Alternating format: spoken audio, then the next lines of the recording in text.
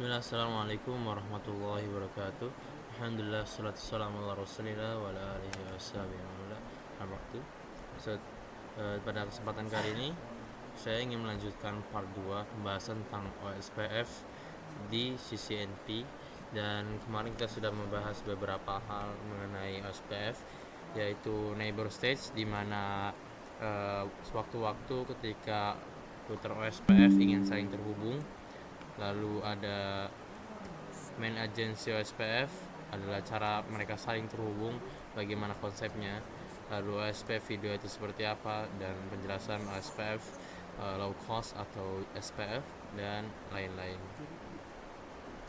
Pada kesempatan kali ini kita akan membahas tentang OSPF virtual link.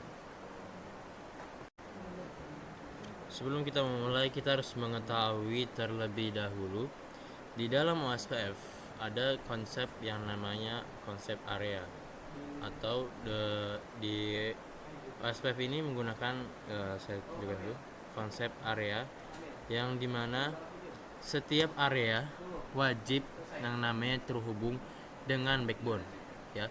Setiap area harus memiliki satu router yang dia terhubung dengan backbone, yang dinamakan ABR atau area border router.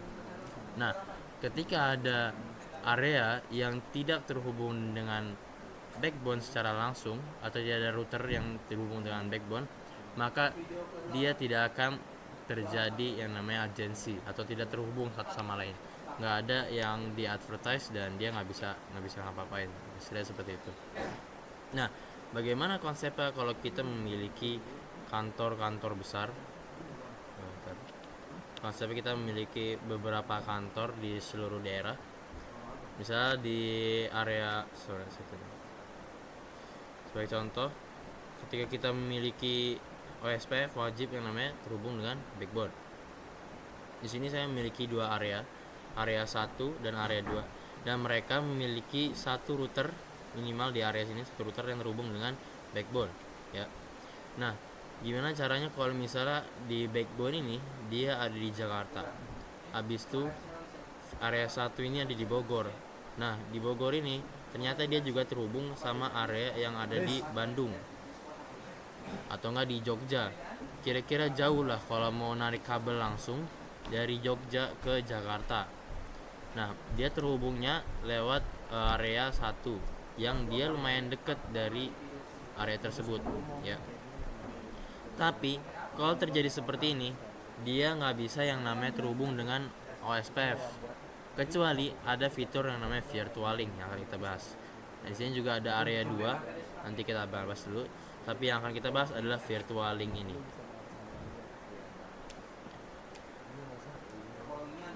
Nah, saya perjelas lagi.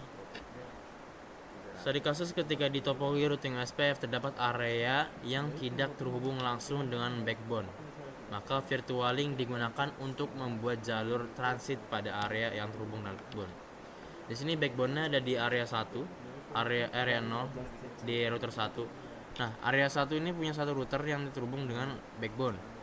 Tapi ternyata di area 1 ini ada R2 yang terhubung dengan area 2 dan 3, yang dimana 2 dan 3 ini tidak memiliki router yang terhubung dengan backbone, ya.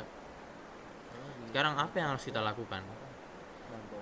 Yang akan kita praktekkan adalah virtual link. Nah, virtual link ini memiliki sedikit kelemahan, yang dimana dia tidak disarankan digunakan di terlalu banyak karena bakal overload. Perintahnya simple. Jadi dari router yang terhubung ke backbone, ya, router 1 di area 1, router yang terhubung ke backbone, dia menggunakan perintah areanya berapa, terus virtual link, ini router ID. Yang kita bahas sebelumnya, setiap router OSPF wajib memiliki yang namanya router ID. Di sini sebelumnya kita sudah mengimplementasikan router ID-nya 111, dan di R2 dia 222. Sekarang ketika dia ingin diimplementasikan router 1, ini di router 1 yang tadi, masuk ke router OSPF-nya, ke config OSPF, lalu area 1, yang area yang mana yang akan digunakan sebagai jalur transit. Karena area 2 dan 3 ini dia nggak terhubung dengan backbone, tapi area 1 dia terhubung dengan backbone, Dan satu-satunya cara mereka bisa ke backbone-nya itu adalah menggunakan area 1 sebagai virtual link. Nah, di R1 dia menggunakan virtual link ke 222 atau lawannya. Ya, dia menuju kemana? Sedangkan di R2 dia menuju ke 111 seperti itu. Nah, setelah sudah dimasukkan seperti itu, maka nanti di R3-nya, R3 ini memiliki dua area, dia akan terhubung secara langsung. Nah, sekarang kita akan coba praktek virtual link yang ada di topologi ini. Di topologi ini kita memiliki sekitar 4 area, tapi di virtual link ini kita akan hanya menggunakan dua area yang ada di sini. Pertama area 1 dan kedua area 3. Nah, area 1 adalah area yang paling possible untuk terhubung dengan OSPF, karena di area 1 ingat ya, dia ada satu router yang terhubung dengan backbone secara langsung. Oke, ingat konsepnya, di area OSPF kalau ada router yang tidak terhubung dengan backbone secara langsung kayak menggunakan kabel ini, dia tidak bisa terhubung dengan OSPF kecuali menggunakan fitur virtual link atau yang kita bahas setelah ini. Nah, konsepnya seperti apa? Area 3 ini dia tidak terhubung dengan backbone, tapi dia terhubung dengan area 1. Tetap saja kalau kita lihat di do show IP route, dia tidak memiliki IP address sama sekali. Tapi kalau kita lihat di area 1, do show IP route, ada banyak IP address OSPF yang kita terima. Nah, gimana konsepnya? Area 1 ini karena dia terhubung dengan area 3 akan menggunakan area 1 sebagai jalur transit menuju backbone. Ya pokoknya dia adalah jembatan virtual ya. Jadi kira-kira dia akan terhubung langsung dengan area backbone secara logikal kalau digunakan virtual link ini. Sekarang cara configure seperti apa? Kita masuk ke router OSPF. Tapi sebelum itu kita do show run dulu. Kita ketahui dulu loopback-nya berapa, router ID-nya berapa, dan menggunakan OSPF router process ID berapa. Kalau sudah, router OSPF 1, setelah itu area 1 maksudnya adalah area yang akan digunakan sebagai jalur transit di virtual link ini. Baru kita terapkan virtual link. Karena kita menggunakan area 1, dia akan menjadi virtual link bagi area 3 atau area yang terhubung ke area 1 ini walaupun dia tidak terhubung dengan backbone. Setelah itu kita akan menuju ke router ID lawannya. Di sini dia menggunakan 1112. Nah, setelah itu di router 1 and on dia menggunakan router OSPF 1, terus area 1 atau area virtual linknya, lalu kita virtual link. Setelah itu lawan IP-nya 113. Nah, dengan ini di area yang ini, di area 1 ini, di antara EVA 00 ini, dia akan dijadikan jalur transit bagi area 3 ini menuju backbone. Karena area 1 ini dia terhubung dengan backbone. Nah, sekarang gimana? Sudah terjadi proses di sini. OSPF loading full. Sekarang kita coba di router 3. Do show IP route.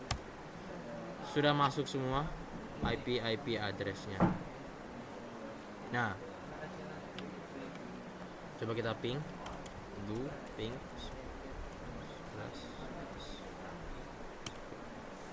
Sudah terjadi sukses rate.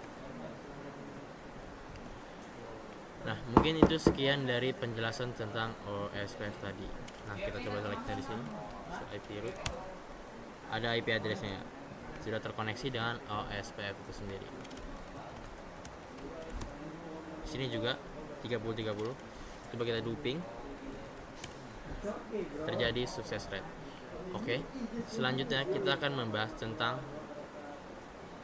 OSPF Geret Tunnel. Sebelumnya kita membahas tentang OSPF Virtual Link. Sekarang kita membahas tentang Geret Tunnel. Nah, di sini konsepnya dia memiliki konsep yang sama, yaitu ketika studi kasus memiliki area yang tidak terhubung langsung dengan backbone seperti di sini. Area 2 dia terhubung dengan area kosong backbone. Tapi area 4 dia tidak terhubung dengan backbone. Sama seperti virtual link tadi, tapi di sini kita menggunakan yang namanya tunnel GRE. Nah, kenapa kita menggunakan tunnel GRE ini? Karena dalam beberapa kasus sebenarnya virtual link emang dikhususkan untuk OSPF ketika dia ingin menghubungkan antara area lain yang tidak terhubung dengan backbone. Nah, tapi di GRE tunnel ini dia memiliki salah satu fungsi yang sama. Dia bisa digunakan sebagai jalur transit tadi. Tapi di sini kita memiliki konfigurasi yang lebih kompleks, yaitu membuat tunnel ini. Ya. Berarti nanti di sini tunnel ya akan dari tunnel 1. Jadi maksudnya tunnel ini apa? Penjelasannya. Tunnel atau tunnel GRE ini adalah salah satu fungsi yang dimana dia menciptakan jalur virtual. Ya. Jadi di sini misal di area 1 dia memiliki jalur logis yang udah ada. Terus kita bikin lagi di antara area router 1 dan router 2, kita menciptakan namanya tunnel. Nah, ibarat kita punya jalan, di jalan ternyata di atas ada jembatan lagi. Oke. Nah, kalau jalan itu hancur, berarti jembatan juga hancur. Jadi seperti jalan yang menumpang dengan di bawahnya ya. Nah, di sini kita harus menciptakan setiap jalan menuju sampai areanya. Berarti nanti di sini FA01, FA00, FA01, FA00 juga. Jadi setiap ini dia mempunyai tunnelnya sendiri. Setelah itu, cara konfigurasinya adalah interface tunnel. Tunnel ini dia memiliki penamaan 1, habis itu IP address-nya, terus tunnel source. Tunnel source ini maksudnya dia berasal dari IP address mana. Karena kita masang di router 1, dia berarti berasal dari 12.12.1. Terus tujuannya mau kemana? Tunnel destination 12.12.2. Oke, sip. Jadi ini nama jalannya, habis itu dia destination-nya kemana. Oke. Terus kita masukin ke router SPF net 102.102 sampai 100 area 0. Nah, kenapa dia dipasang area 0 di sini? Karena kita ingin membuat router 3 itu secara tidak langsung terhubung dengan area 0. Konsep tunnel GRE ini kita seperti ketika kita memiliki router yang tidak terhubung dengan backbone ini, nanti kalau kita menggunakan tunnel, ilustrasinya router 4 ini seperti memiliki jalan khusus yang dia terhubung langsung dengan area 0 ya.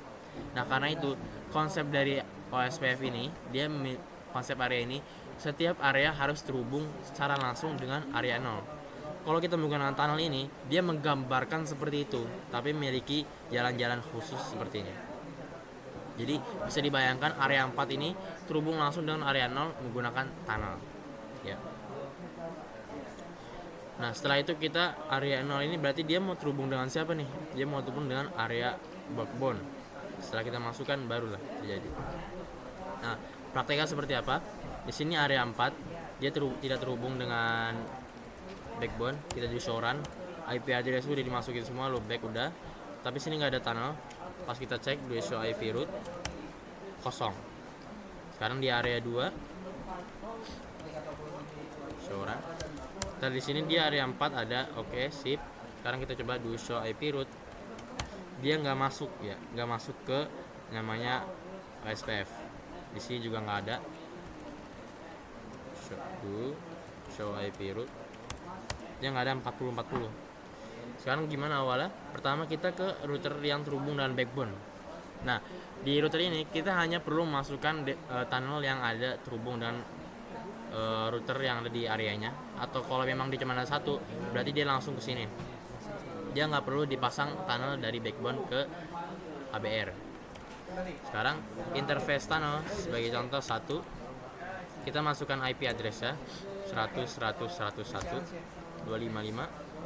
IP address di sini bebas, bukan 100. Nah, di sini source IP, kita menggunakan IP source tunnel source ya, tunnel source. Di sini tunnelnya dari mana? Tunnel source itu dari FA001. Nah, di sini kalau source kita menggunakan Ethernetnya.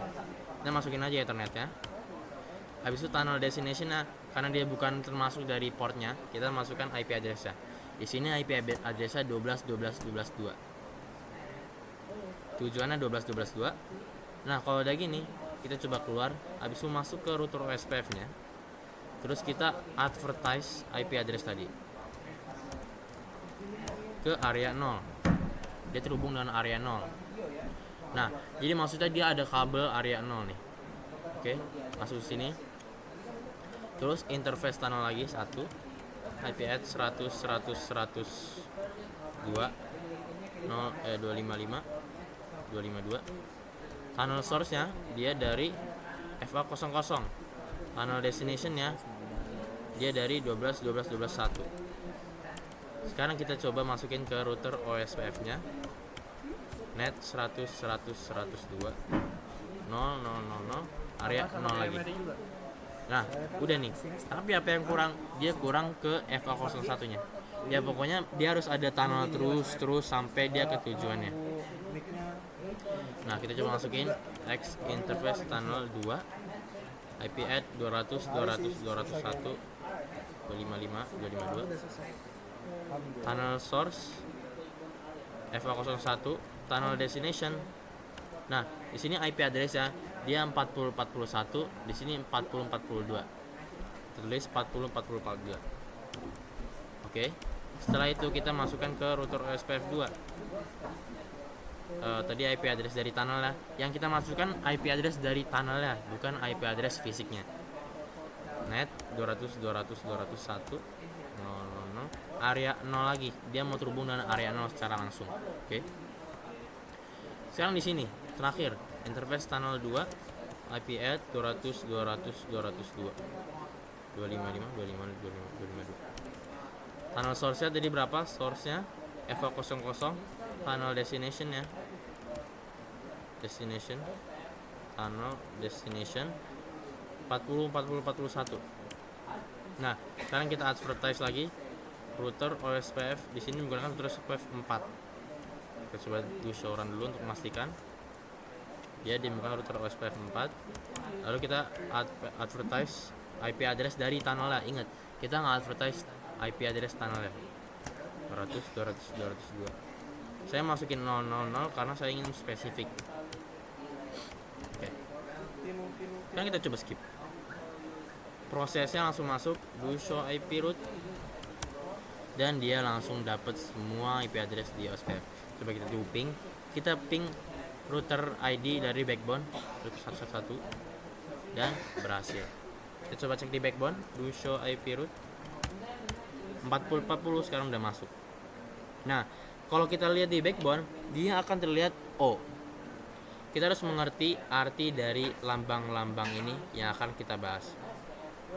Pertama, kita harus mengetahui dulu O adalah OSPF biasa.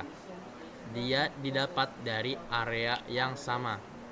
Di sini router 1 dia memiliki IP 2020 area backbone.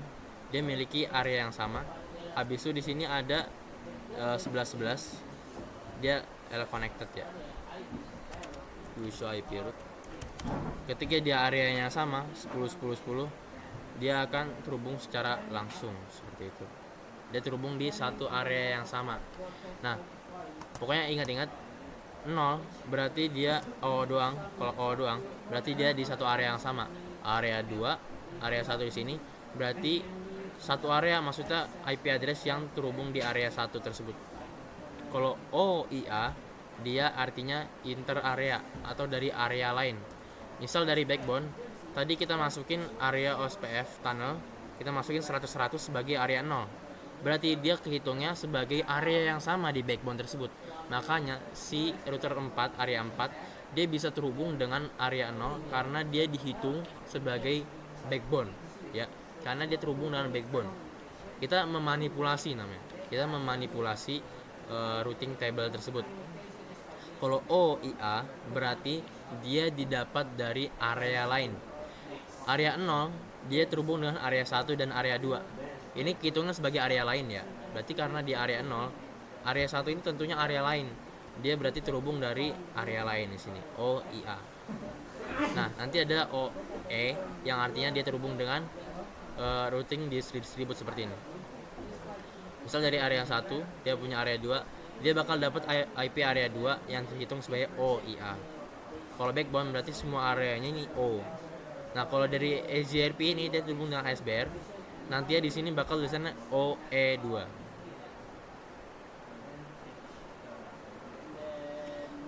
Nah, kita lanjut ke materi.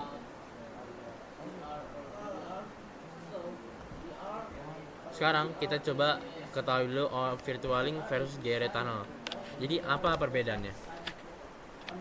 Virtualing sendiri dia ada native OSPF feature. Jadi OSPF memiliki fitur virtualing yang emang digunain khusus buat itu, ya. Karena emang OSPF kita menggunakan virtualing untuk menghubungkan itu. Nah, kalau di GR tunnel sendiri dia adalah layer 3 tunneling independen dari OSPF. Jadi gunanya tunnel GR ini bukan khusus buat ngehubungin kayak gitu. Jadi dia menghubungin area yang berbeda seperti ini. Pokoknya intinya virtualing ini ya memang fitur yang dibuat sama OSPF buat menghubungkan area yang tidak terhubung dengan backbone. Kalau tunnel ini dia emang bisa dipakai fungsinya kayak gitu, tapi dia memiliki fungsi yang lain. Dicatat, hanya berlaku untuk OSPF dan tetap butuh transit area. Jadi dia hanya berlaku buat routing OSPF, jadi nggak bisa dipakai di EGRP. Tapi kalau virtualing ini dia masih bisa ngebawa, misalnya di sini ada ASBR atau ada EGRP, nanti dia masih bisa ngebawa routing tersebut. Yang maksudnya nggak bisa dipakai, semisal topologi ini menggunakan EGRP, karena dia OSPF feature, jadi nggak bisa sama virtualing. Setelah itu, GR tunnel bisa bawa traffic apa saja, bukan cuman OSPF. Nah, tadi GR tunnel ini bisa dipakai buat EGRP. Tadi konsepnya GR tunnel adalah membuat satu router secara logis atau secara logis itu maksudnya terlihatnya kalau secara logis terhubung secara langsung, itu padahal kelihatannya enggak terhubung, tapi secara logis dia terhubung. Dia memiliki jalur khusus seperti itu. Habis itu tidak menambah overhead IP header tambahan. Maksudnya IP header ini ketika kita mengirim paket, nantinya ada header yang berisi tentang isi paket-paketnya. Kalau di GRE tunnel dia menambah header GRE. Maksudnya ini apa? Jadi ketika ada satu paket yang dikirim dari tunnel GRE, itu akan namanya dienkapsulasi. Maksudnya enkapsulasi ini membungkus paket tersebut menjadi paket GRE. Makanya ketika dia lewat router-router lain, dia dianggap sebagai paket data dari tunnel seperti itu. Dia mudah di setup virtualing, tapi hanya menyelesaikan masalah OSPF area. Nah, virtualing tadi gampang banget ya, ngesetnya cuma virtualing, habis itu area berapa, terus OSPF router ID-nya. Tapi kalau GR tunnel dia fleksibel, bisa dipakai juga untuk koneksi routing lain seperti itu.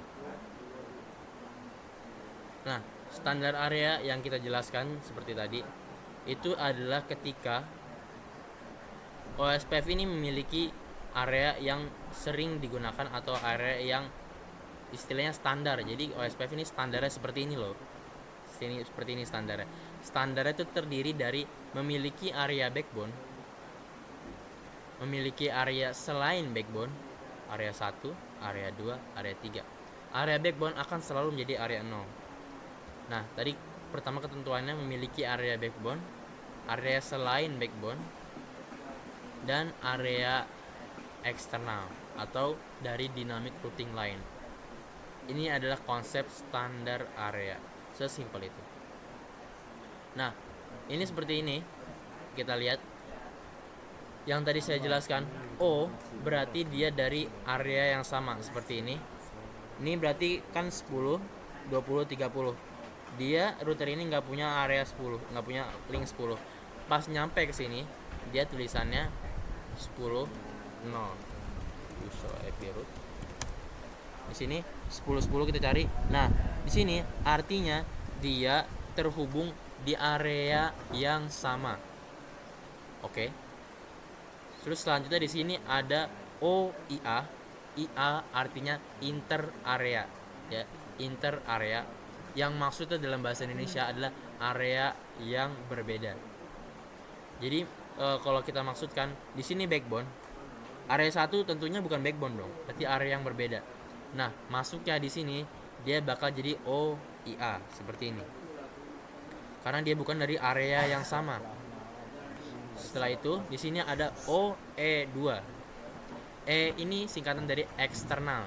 2 ini adalah tipe pemrosesan metriknya. Nanti kan kita bahas. Pokoknya E2 ini artinya eksternal, dia didapatkan dari routing eksternal. Kalau kita dipraktekkan di sini, dia tulisannya E2 100 sesuai dengan EGRP ini. Ya, berarti O biasa dapat dari area yang sama, OIA berasal dari area yang berbeda.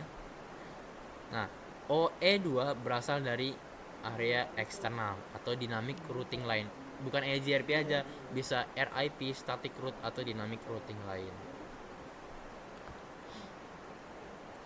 Sekarang yang sudah kita bahas beberapa waktu lalu, di OSPF kita menggunakan sistem GPS atau peta, yang dimana di setiap area dia memiliki designated router.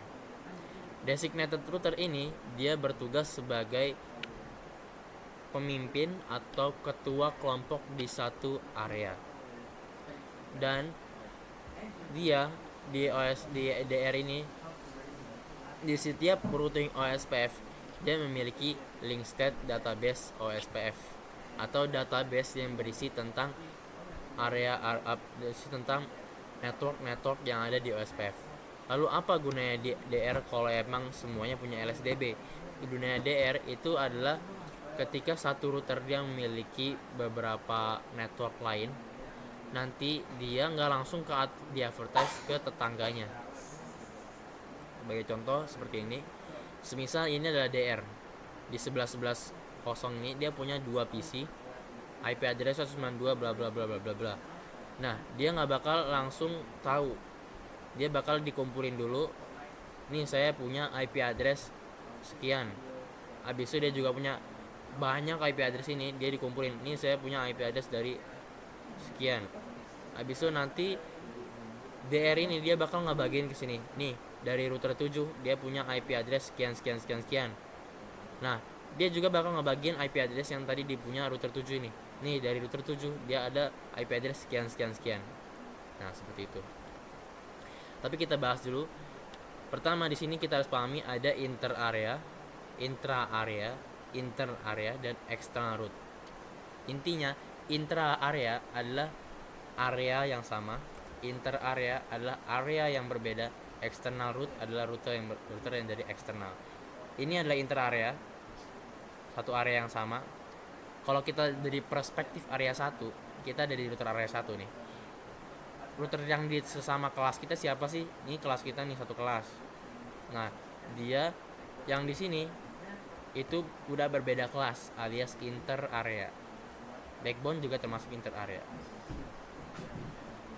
Nah, sekarang di sini ada external route alias rute yang eksternal atau dynamic routing line.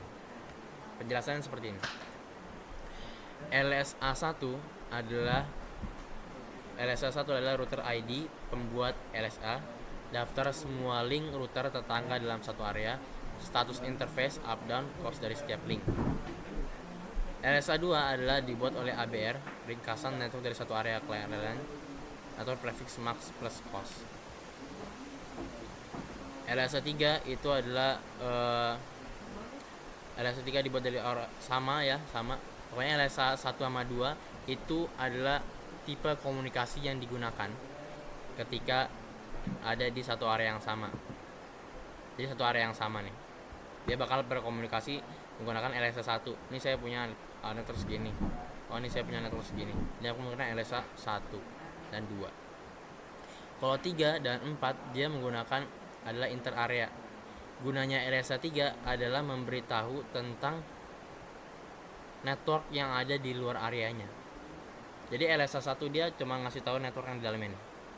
Misalnya 2 PC, dia terhubung dengan R7, router 7. Nah, LSA 1 ini digunakan ketika dia ingin berkomunikasi satu area aja. Sekarang gimana cara dia bisa connect ke router yang ada di area lain? Nah, gunakan RSA tipe 3 yang akan diberikan di DR, dan DR akan memberikan ke IR. Nah, pokoknya intinya LSA tipe 3 itu adalah isinya inter area yang sudah kita ketahui tadi. Ini adalah LSA tipe 3 yang kita dapatkan dari LSA tipe 3. Nah, kalau LSA 4 itu dibuat oleh ABR untuk mengecek di mana ASBR-nya. Tentunya di satu routing OSPF kita harus terkonek dengan internet, dan internet nggak mungkin dia tidak memungkinkan hanya menggunakan OSPF, makanya ada external route-nya. Kita harus tahu nih cara jalur keluar internet. Sebagai contoh, internet adalah di external route lewat mana. Oh, ternyata di sini ada ASBR, dia diberitahu nih LSA tipe 4. Dia nanya dulu LSA tipe 4 di mana, di router 2, karena dia yang punya terkonek di ASBR. Dia bakal ngasih tahu router 1, di sini ada ASBR, dia menggunakan LSA tipe 4. Cara percakapan seperti itu. Kalau LSA tipe 5 itu adalah external route yang diberikan. Jadi semisal LSA tipe 4 itu digunakan untuk mencari tahu di mana ASBR ya, LSA tipe 5 itu network yang dimiliki ASBR. Kalau tadi LSA tipe 3 digunakan oleh router di area lain untuk memberitahu area yang ada di sini. Kalau LSA tipe 5 dia digunakan ketika dia punya network lain dan ingin disebarkan di OSPF. Ini bukan area tipe 5. Jadi tipe 4 itu digunakan buat mengetahui di mana ASBR-nya. Tipe 5 itu network yang ada di ASBR sendiri. LSA tipe 7 adalah konversi dari LSA tipe 5 yang akan kita bahas nanti. Nah, di sini cara mengetahuinya. Ini adalah tipe 1. Router link stage tipe 1. Link ID ini adalah IP address yang di advertise, dan advertise router ini adalah router yang mengadvertise link IP address tersebut. Di sini juga ada tipe 2. Dan di sini tipe 3 itu ada IP address yang tadi ada. Kita coba show IP OSPF database. Di sini. Show IP OSPF. Nah, di sini kita lihat nih. Pertama ada link ID. Dia mengetahui tetangganya tuh siapa aja sih. Tetangganya siapa aja. Di sini tetangganya ada 2. Kita lihat 222 itu adalah dia. 333 sendiri, 113 itu adalah teman-teman di sini ya. Nah, di sini bisa ada LSA tipe 2. Net link stage yang kita tahu di sini. Net link stage itu adalah jalan-jalan yang diberikan di sini. 30-30, 20-20, 30-30, 20-20, 10-10. Ya pokoknya dia adalah advertise IP yang di-advertise, yang ingin di-advertise. Kalau ini tetangga-tetangganya, kita nggak tahu ini tetangga kita siapa aja sih. Kalau di sini dikasih tahu jalannya siap dari mana nih. Nah, kalau di sini summary net link set itu dari dari inter area. Nah, kalau kita baca lagi di sini, dia dapat 50-50. 50-50 di mana? Ternyata di sini. Nah, dia dapat dari area lain.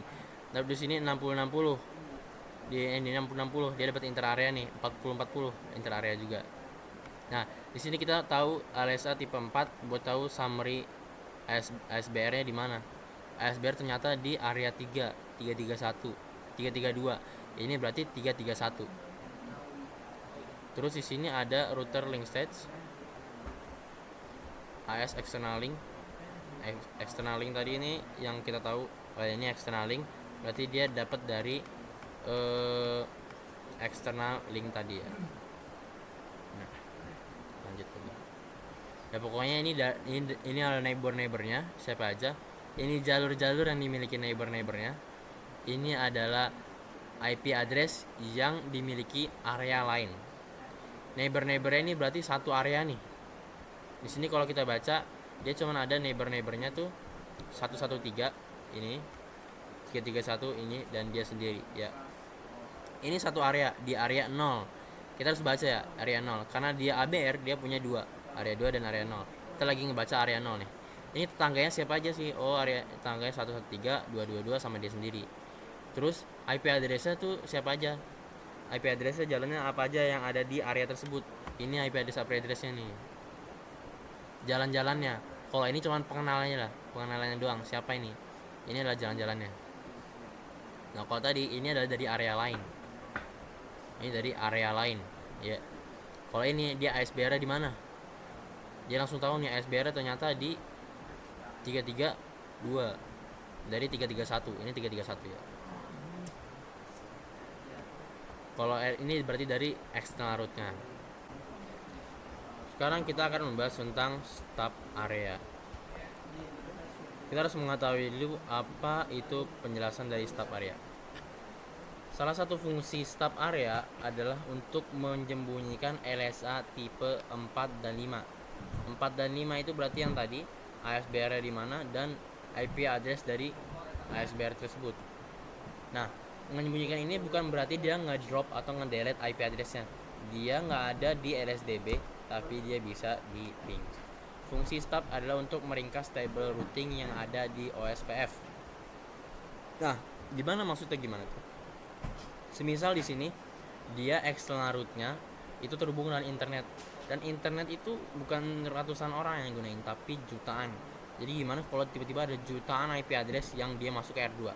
Tentunya dia bakal ngeberatin banget R2 ini sendiri. Makanya ada namanya stop area. Stop area sering digunakan di router ujung atau di router klien. Ketika ISP ingin nyampe ke router klien, dia akan menggunakan stop area biar external route-nya nggak masuk.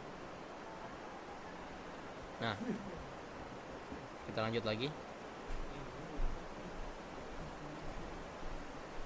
Nantinya, bayangkan internet yang terhubung dengan jutaan network, nggak kebayang kalau dia ada di routing table router kita tadi. Jadi stop dia menyembunyikan informasi dan meringkas informasi menjadi 000. Kita lihat di sini.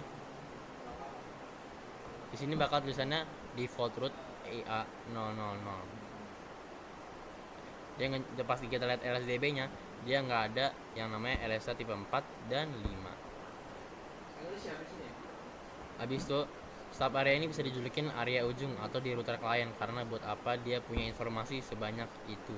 Bahasanya adalah ketika kita ingin menghemat CPU dari router tapi masih membutuhkan bisa ngeping dan menggunakan stop. Kalau di kita compression lagi, sebelum pakai stop dia ada 4 dan 5-nya. Tapi kalau kita udah pakai stop dia nggak ada. Tapi kalau kita tulis stop area, dia digunakan ketika kita ingin membunyikan 3, 4 dan 5. Sekarang di sini 3 dan 4, 5 di sini nggak ada. Ada 1 dan 2. Habis itu NSSA ya mungkin sekian. Kalau NSSA sendiri dia adalah mengubah yang tadinya itu LSA tipe 5 dia menjadi LSA tipe 7. Nah, mungkin itu adalah sekian dari tutorial atau penjelasan tentang teori semuanya. Jadi intinya di stop ini dia menggunakan untuk meringkas tadi menyembunyikan IP address yang digunakan adalah router OSPF 2 area 1 stop. Di sini juga kalau total stop dia stop no summary. Sekarang di setiap router yang ingin menggunakan stop dia harus yang memiliki namanya konfigurasi area stop tersebut. Kita coba contoh di sini. Di sini kita ingin menggunakan stop di sini. Pertama kita masang dulu area 1 stop, terus kita masuk sini area 1 stop, area 1 stop. Nah, itu maksudnya gimana? Kenapa dia dimasukin sini? Kenapa nggak kayak virtualing aja cuma 2? Fungsinya kita masukin di internal router juga itu ketika kita harus mengetahui nih router itu terdapat dari area berapa, area apa, area 1 stop, dia dapat dari area 1 stop. Jadi fungsinya adalah untuk mengidentifikasi kalau dia dapat dari area 1 stop. Kalau total stop sendiri dia tinggal no summary, tapi lawannya dia menggunakan stop aja. Jadi fungsinya di ABR aja, dia menggunakan di ABR aja. Ketika kita masang no summary, sisanya tinggal dia masang stop aja. Nah, mungkin sekian penjelasan. Terima kasih sudah menonton videonya. Semoga bisa dipahami. Assalamualaikum warahmatullahi wabarakatuh.